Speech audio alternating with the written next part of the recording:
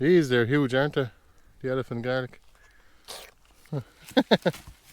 By the way, we also planted garlic in some spots in our garden 3 years ago, and we never harvested it, so it actually ended up in a big clump. So we'll show you that in a minute. Got to show you our pizza garden real quick. Check it out. It's really blooming at the moment, and all the great mulleins too. How are you doing? This is Martin from Gardens for Life. In this video I'm going to show you two leek varieties that are perennial and bulbous, and I'm going to show you two onion varieties that are also perennial. One is actually the Egyptian walking onion. The potato onion is a clumping onion, and it just basically keeps clumping until you harvest it. You can even leave it planted in places for more than 1 year, and it'll just keep on growing. This is elephant garlic. It is in the leek family, but it tastes like garlic, but it's a bit milder, and it is huge. Like, look at the size of the actual cloves, and then there's these tiny little corms underneath as well. Those can be eaten or maybe pickled, and also they could be grown on to become a full-size plant one day. Last but not least is the Oerprei, which is also a bulbous leek. It's perennial and it's from Belgium. It's a Benelux vegetable. It's quite delicate. The flavour is somewhere halfway between onion and leek, I thought, but definitely milder than onion. We do have a more detailed video on the elephant garlic and on the Oerprei, so definitely check those out on our channel if you're interested. Otherwise, just watch the harvest of all four in this video. Enjoy.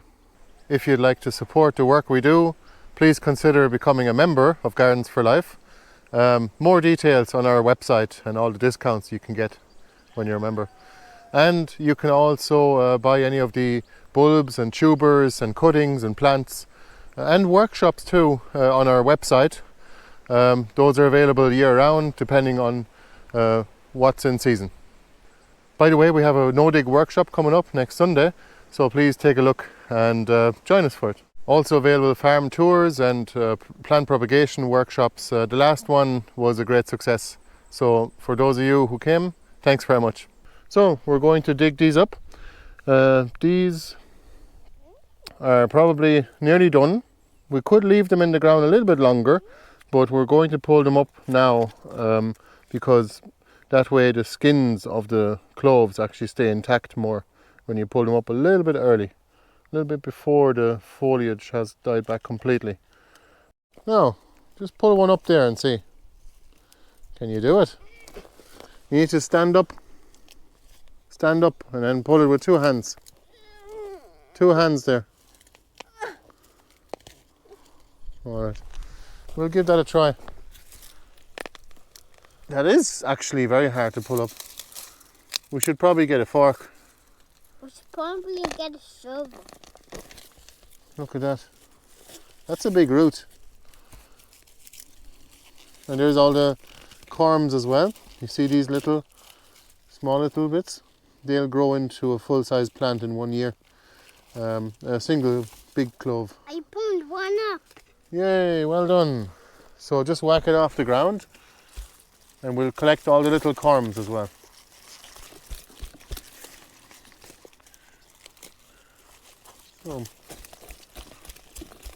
Alright, so some of them actually have such big roots that they're very hard to pull up, and we have to use a shovel in our no-dig garden, unfortunately. Well, as you can see here, it's quite the root, and we'll just gently whack that off the ground. Okay, thank you, Jacob. We'll just whack that off the ground gently because we don't want to. Yeah, we don't want to lose these corms. As I said, that'll grow into a new plant. Corn. Can you do the top? And that'll do. And put it in the crate. Don't forget to check for corms after you pull up your bulb. Just found one that actually didn't split. Look at that. You just get one giant clove. Let me see here. It must have been maybe protected from the frost in the soil a little bit. Well, there you go. Normally it would split and you get 5 or 6 cloves per plant. But sometimes you can get a giant round one like that. What is that? A mysterious giant bulb. How do you dig that up? With the shovel. Jesus, I can't even pull that up. With the shovel. Yeah, don't poke it. This one. Oh. There's corms too, look. That's one that didn't split. It's huge. It's like half the size of an apple. There's some corms. Well, it's all going in the crate.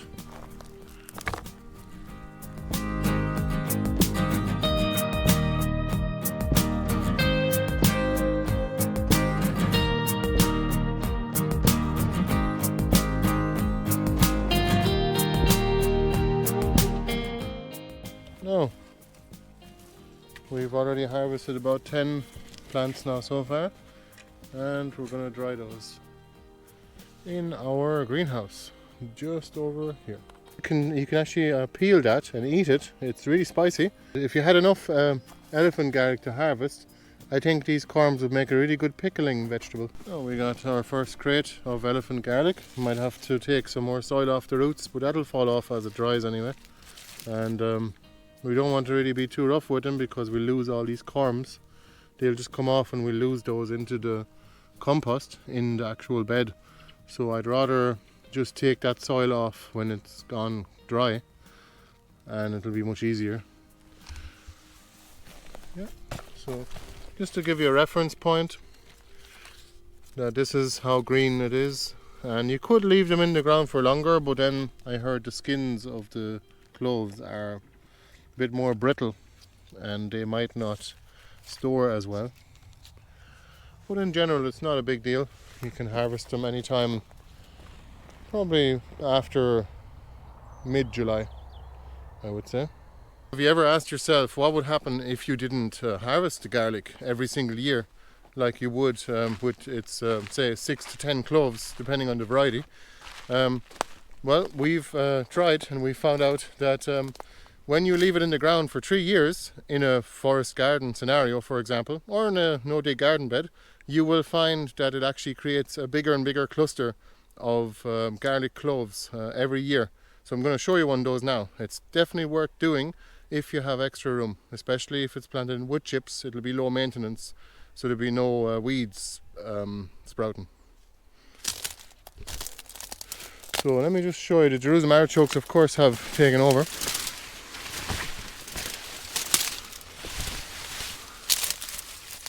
Look at that.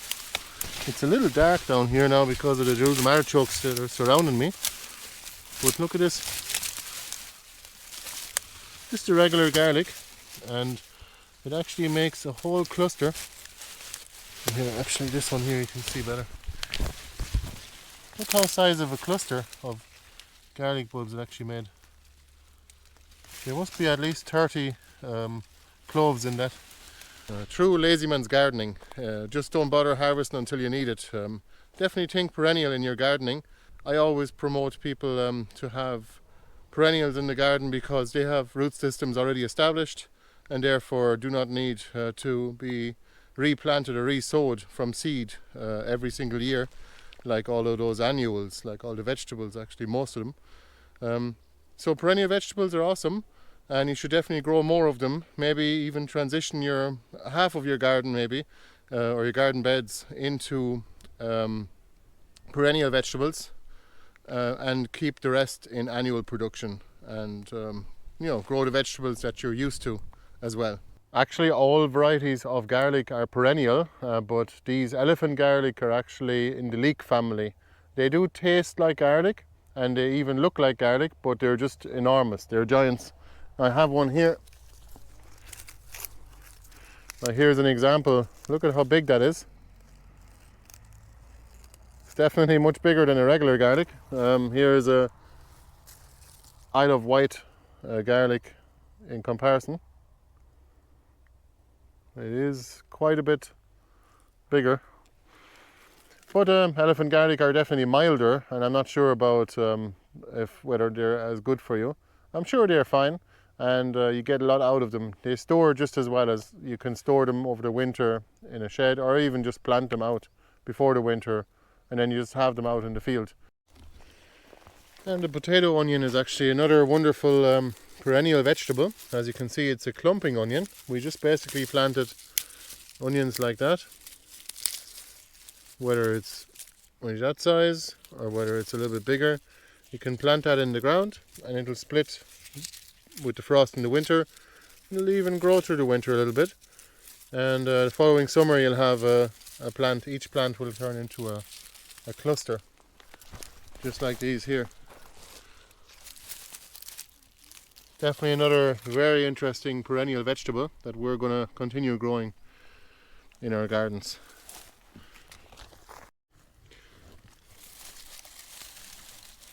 So you can pull these up in a clump. Once you loosen them up a little bit, you can see you get about maybe 5 to 10 onions from one of them. I mean, they're not huge, but they're not bad. The fact that they're clumping is actually really good because that makes them perennial. So we'll keep pulling these up now and we'll see how we get on. I think the more space, the bigger the bulbs get for sure, and the more sunlight they get. Sometimes they end up a bit more round like that. I think those may have been exposed to more sun.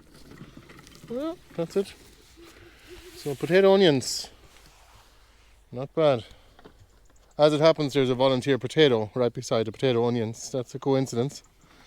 So we'll actually harvest those too. Oh, roosters.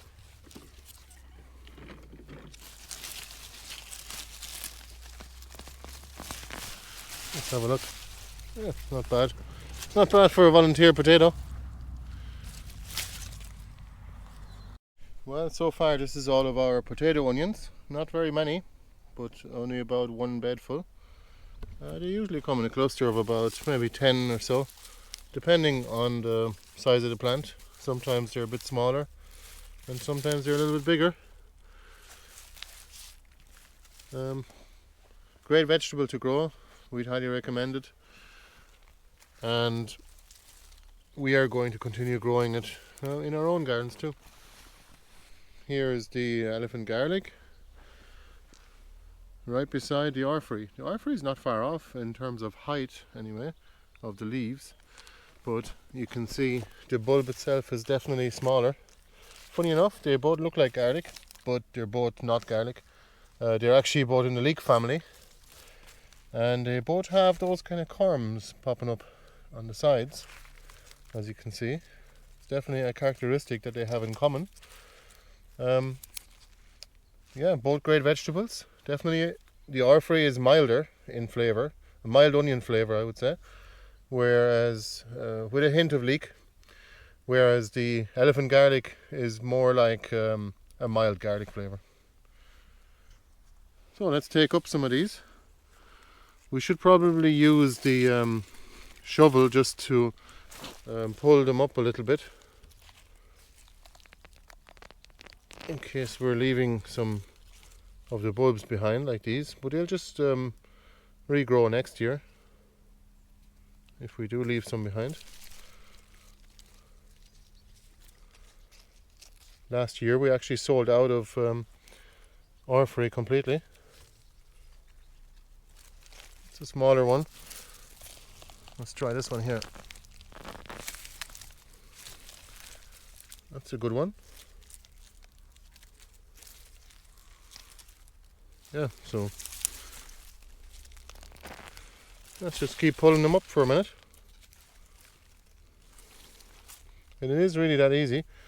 You can't really avoid losing some of the cloves to the soil as you dig them up because they are a little bit small, like these here.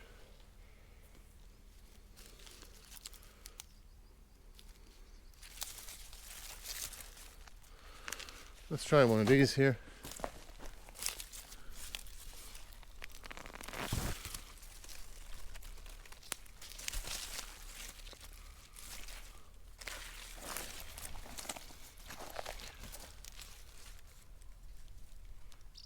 yeah, we'll just pull up some of them just to get them drying and fulfill the first few orders of this summer bulb frenzy. We're going to wait for most of them. We're going to just wait until the stalks and the leaves have actually dried up a little bit more, because I'm sure the plant is still taking energy back down into the tuber to overwinter. But the elephant garlic, I'd say it's nearly there. It's worth harvesting now because it will thicken up the skins a little bit and it will help them to be preserved for the winter a bit more, rather than leaving it until the leaves have completely died back like we did last year. And yeah, just the skins on the actual cloves were a little bit thin, I have to say. So let's pull one of these just for the fun. There's a few corms here.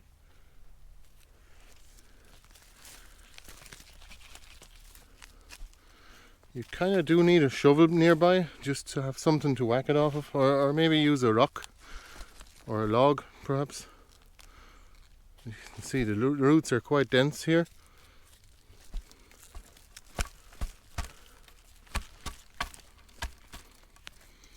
And that's about it.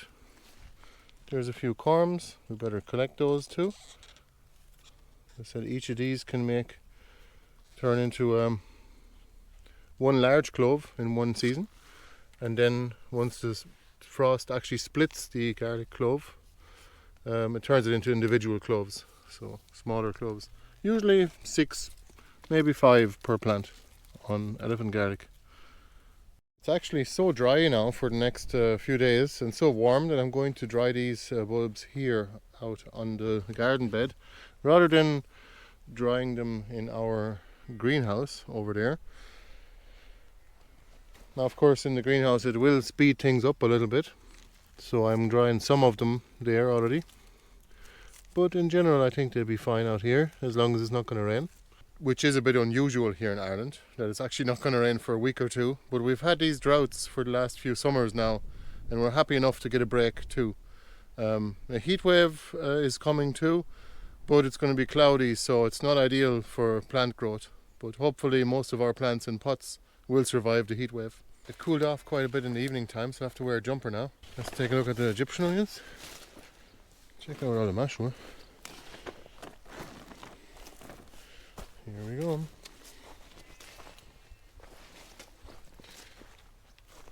This is what they look like when they grow. And then they tip layer, just like these. And you can simply take that cluster and actually just split these and plant them one at a time. You see the roots there? You can already see them starting to produce roots anyway. So these onions have been here since about a year ago, and as you can see, they've overwintered here too. This is the mother onion cluster, and it stays intact and it keeps producing more and more of these kind of aerial bulbs, which eventually then just tip layer by becoming heavier and heavier, and then just bending down, and then they basically just land somewhere just like that, and wherever they land they start rooting. You can see here those onions have actually produced roots. I'm going to move them because they're not really in a convenient location here, but I'm going to plant them in a really good place. You can see here you could even separate those now. Then you have 2 to plant. These are exceptionally large. Normally you end up with something like this. This is more typical of maybe about 1 centimeter in diameter or so, maybe 1.5 centimeters or half an inch. And same thing, you'd simply just break those apart and then you can plant them.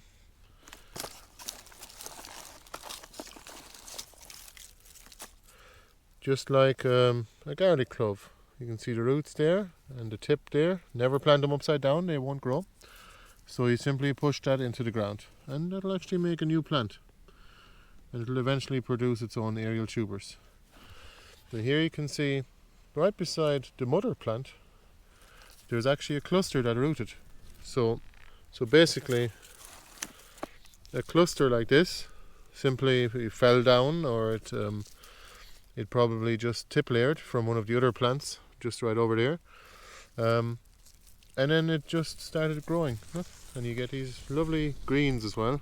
Just like scallions, they can be eaten anytime during the growing season. And eventually it'll make the aerial bulbs right there, just like these. And that is the Egyptian walking onion. Eventually it will take over an area if you let it, and that's fine with our gardens here. A lot of them are turning into perennial gardens anyway, because it's way less hassle, or way less work I should say, and maintenance. And eventually these walking onions will have tip layered their way all over this area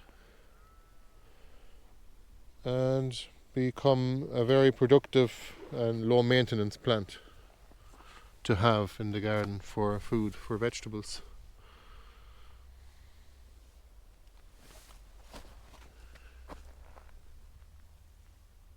Here's a cluster that was actually just 3 onions that were planted in spring this year, and you can see they're doing very well. Hopefully they'll produce aerial tubers too, or aerial bulbs this year. So let's say you plant a elephant garlic clove before the winter, it will actually split into 5 or 6 individual cloves. You'll see that right here. I'll show you here. This is one, look.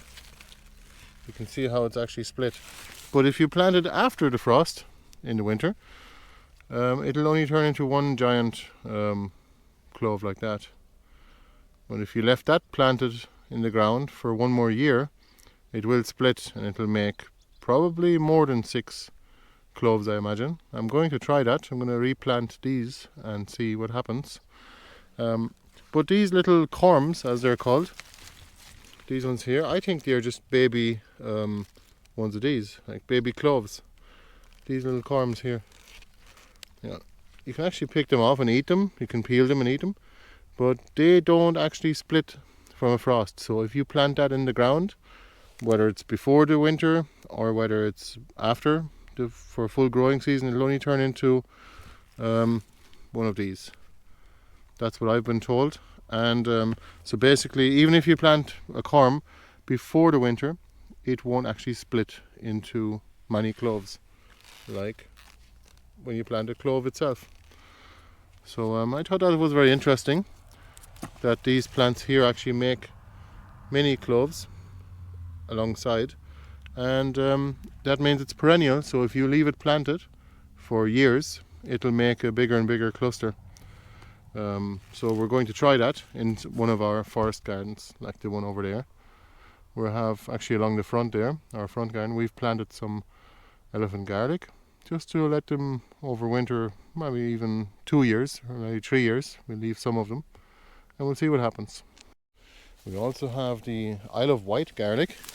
I'd say that's a bit too green yet to harvest. If anyone here knows, please let us know in the comments below. Should we harvest our garlic already, if it's this green still? Or should we leave it in the ground until it is completely wilted? Let's try one.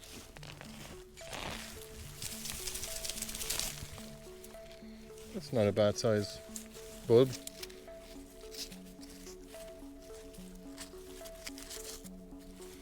Look at the root system on that. I'd say we'll leave the rest of them in the ground for now. Here's another variety of actually Egyptian walking onion. They do also produce the aerial tubers.